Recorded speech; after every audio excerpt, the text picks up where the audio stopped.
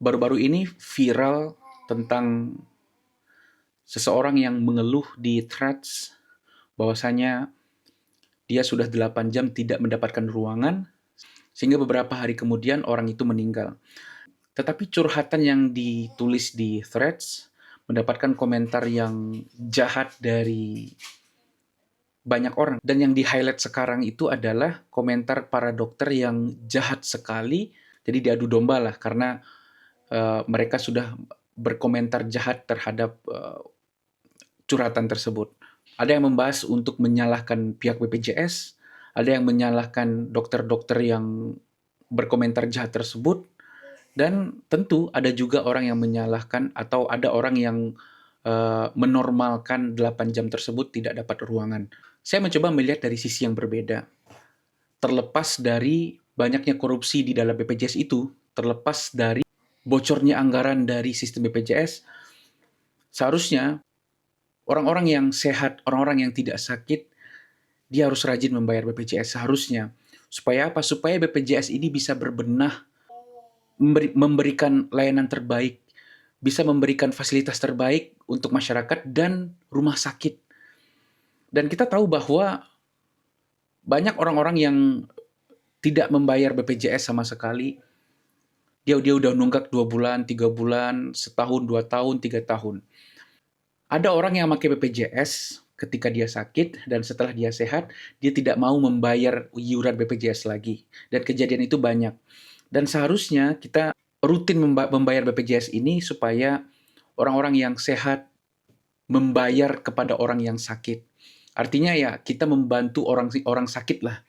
Jadi kalau kita dilihat dari sisi agama, walaupun kita tidak bersedekah secara memberikan langsung kepada fakir miskin misalnya, tetapi dengan membayar iuran BPJS secara disiplin itu sudah bentuk sedekah karena iuran kita dimanfaatkan oleh orang yang sakit. Karena memang BPJS ini konsepnya subsidi silang.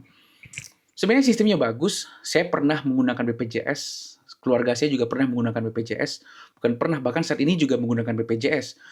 Dan itu benar-benar ditanggung 0 rupiah. Ada orang yang melahirkan dengan BPJS itu 0 rupiah. Ada orang yang operasi menggunakan BPJS itu juga 0 rupiah.